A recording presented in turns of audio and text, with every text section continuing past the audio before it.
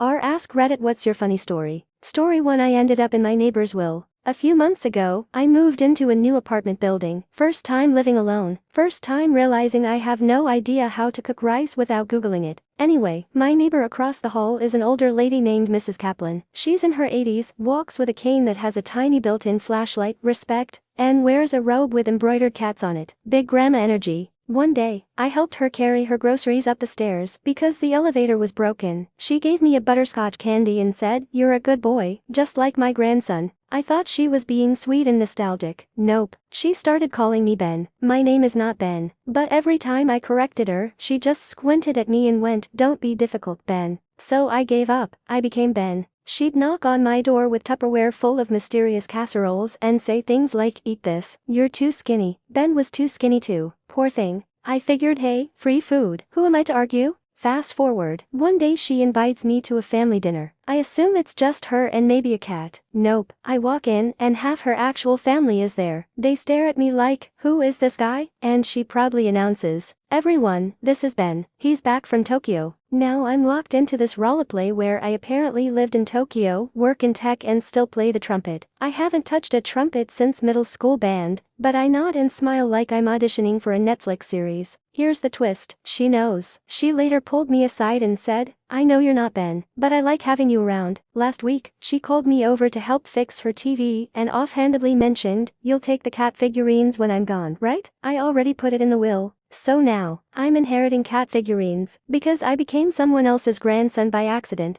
and honestly, I think Ben would have wanted it that way. Story 2. My love story. Last year, 2 weeks before midterms, I prayed to God to give me my soulmate. Then a few days later, our class teacher wrote in our WhatsApp group, "Welcome to 10C, her name." She had spelled it wrong with a T instead of a Y. She was a transfer student. I had my hopes high, but the name didn't feel quite right in my heart. 4 days later, she typed her name again, this time correctly, and I fell for her name alone. I hadn't even seen her face yet. Midterms started, but I couldn't find her anywhere, so I asked my friend. He just said, "Why do you want to see her?" I finally saw her for the first time in the exam hall during the 4th exam. She was sitting on the last desk, and the moment felt oddly plain to me. But the next time I saw her as who she really was. I saw her smile. I couldn't bring myself to talk to her, but 2 of my friends got close to her. She talked to some guys I didn't like. There were rumors she had a boyfriend, but I didn't believe them. I kept loving her quietly and loyally. We haven't spoken much, and I don't know much about her world, but she has been my world since that day. Just seeing her brings me joy. When I don't, my days feel incomplete. I've waited 10 months, and now I'm writing a diary. This will express my feelings to her. I plan to give it to her and read her reply on 26 February 2026. I'll hide nothing and tell her exactly who I am. Story 3. I never asked for much, so this birthday left me speechless. It's my birthday, and I'm overwhelmed with gratitude. This past week has been filled with so many incredible gifts and moments that I don't even know where to begin. First, my older brother surprised me with a new iPad A16. Then, my older sister treated me and my friends to a fancy restaurant. The food was amazing. Another brother bought me my dream pair of NB shoes, and my mom gave me $100, a big monthly allowance, and promised a brand new iPhone. I've been using an old $40 hand-me-down, so this is a big deal. I also bought myself some gifts and clothes. Even my best friend gave me my favorite set of plates and cutlery. But the most touching gift came from my dad, who I've had a complicated relationship with. He gave me $200 for my birthday. This isn't just about the money or the gifts. Coming from a developing country, these things are very expensive. Their value here is so much more than their price tag. Until recently, my family was struggling. The pandemic destroyed my dad's business, and it took him 3 years to recover. My siblings were abroad, busy with work, and we barely stayed in touch. For years, all I heard about were bills, debt, and tuition. I rarely asked for anything, even school lunch. That's why all of this, the stability, the love, the generosity, feels surreal. I'm so grateful to be in this place, both financially and emotionally. It's more than I ever could have asked for. Story 4. I took my hedgehog to school. It was my last day of school, and I decided to take my pet hedgehog with me. He's super friendly and loves going anywhere except his cage. We took him to school in a car, and he spent most of the day sleeping in my hoodie. It was a half day. He stayed for about 2 hours, and then for 5 minutes, he met my favorite teachers. Both were surprised and didn't want to hold him, but they loved seeing him. When he woke up, he wanted to explore the whole school. Don't worry, he never went on the bus or anywhere unsafe. He's totally fine. Story 5. How I saved a brainwashed Luigi fangirl. I was waiting to pick up my hot black coffee when I noticed a table full of suburban women having a lively conversation nearby. Normally, I don't eavesdrop, but they were talking about Brian Thompson, the martyr against unnecessary healthcare. 3 of the 4 were impressed by the CEO's performance and admired his strength and policy knowledge. He looked so charming, one of them said. I gathered these 3 were Luigi supporters until they heard about his controversial affiliations. When they started discussing his healthcare policies, the 4th woman chimed in with sharp criticism. She had a short haircut with a bright pink streak, deny, defend, depose earrings, and a nose ring, so her strong opinions weren't surprising. I just don't understand how you can support someone like him after everything he's done to harm struggling communities just because of his looks, she said. Things escalated quickly. Eventually, the woman with the nose ring slammed down a few packets of sweetener in frustration. That was the breaking point. The others started shouting back. It was chaos. I knew I had to step in. Without thinking about my safety, I separated them. Ladies, calm down, or I'll call your husbands to come handle this, I said firmly but calmly. The cafe went silent.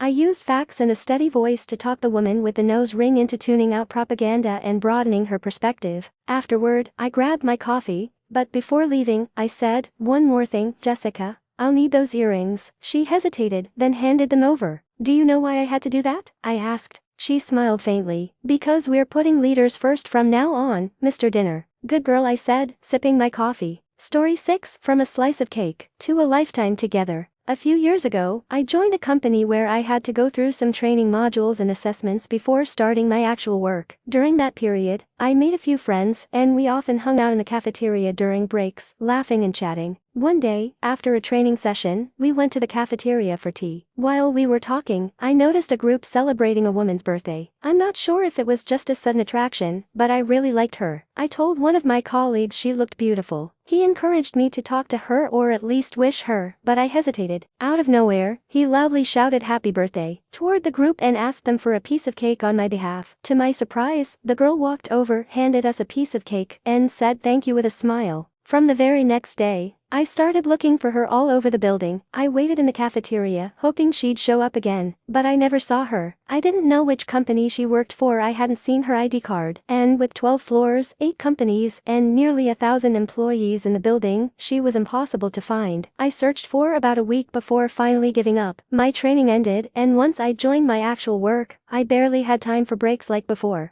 I worked there for 2 years before getting a better opportunity at a different company with a good position and a decent hike in pay. The new place was a small startup, and since there were no active projects yet, I had a lot of free time during the first month. The company was still hiring, so I referred a friend from my previous job and he got selected. On his first day, another girl also joined. The 3 of us quickly became close, hanging out together almost every day. Over time, I started liking her. We began going on secret dates. No one knew, not even my friend, because you know how fast rumors spread in a corporate setting. One day, while showing me pictures of her previous company in her birthday celebration, I noticed something strange in one of the pictures. I was there, in the background, laughing with my friends in the cafeteria. She was the same girl I had once liked and searched for 2 years ago. I told her everything. At first, she was a bit annoyed that I hadn't recognized her until now. But what could I say? I genuinely have a poor memory, and I had let go of that hope long ago. Today, we are married and happily living together. Sometimes, destiny works in mysterious ways. You never know what's waiting for you, but remember, if something is meant for you, it will find its way to you no matter what. Story 7, My Playful Girlfriend. Hi, my name's Ethan, and this is the story of my annoyingly playful girlfriend, Sophie. One day, I was sitting on the couch reading a book when she suddenly jumps at me wearing a cat outfit. "Meow, do you like my outfit, teddy bear?" she said. "Yeah, she calls me teddy bear all the time." "So, do you like my outfit?" she asked again.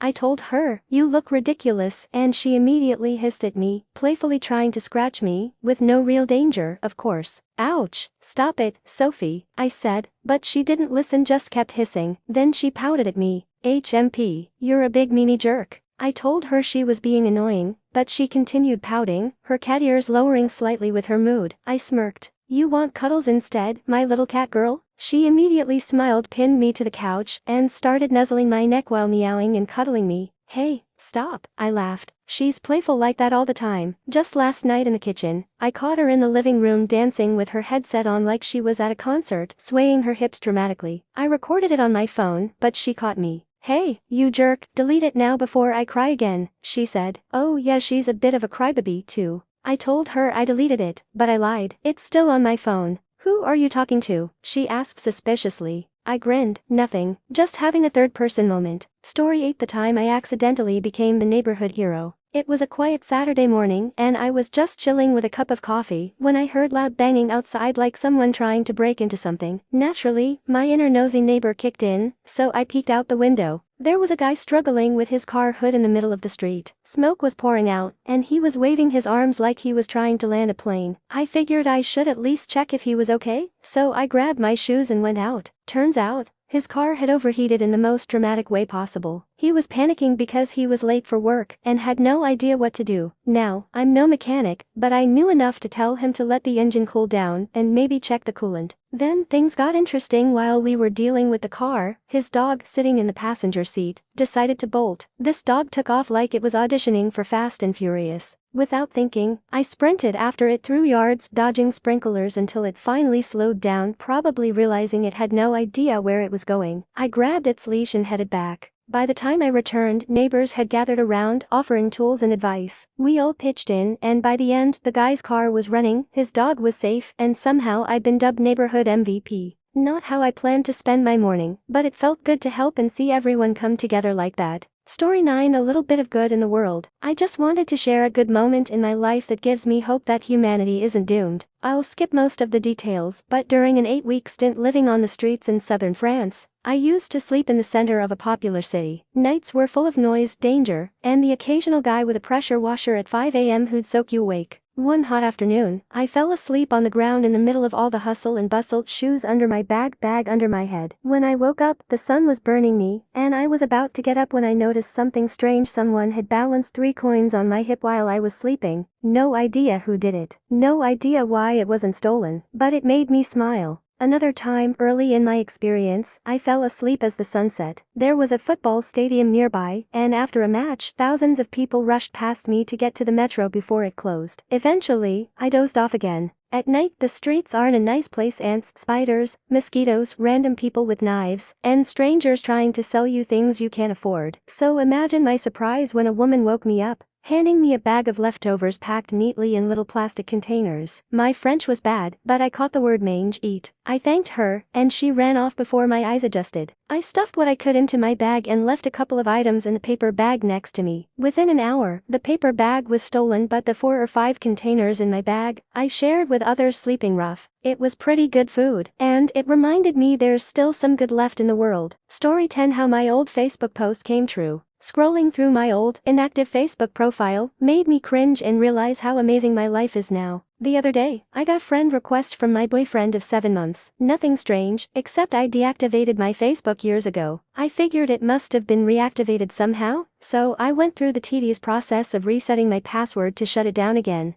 But first, while I was logged in, I peeked at his profile. Nothing new. Then I scrolled through my own old posts to see what I could now see. Back then, I was a big city girl with social anxiety and low self-esteem. I found some cringe teenage posts, political opinions I no longer hold, and old photos I now actually find cute. Then I stumbled on a 2011 post of sheep captioned, "These wonderful creatures are the reason I want to live in the countryside one day. I have no idea how to take care of them, so I'll just befriend my neighbors and cuddle theirs all day." I was 19 at the time. I'm 33 now. Today, my boyfriend owns a farm with sheep. I help care for them every day. I've bottle-fed lambs, raised them from birth, cuddled them daily. I also care for his chickens, bunnies, and cats, most of which have babies. And then there's his dog, the best dog in the world. I've always had constant anxiety. Now, I don't. Being in nature, doing manual labor, and living with animals has made it vanish. My body feels stronger than ever, probably thanks to fresh food and hard work. And my boyfriend, he's amazing. He unknowingly made my 19-year-old dream come true.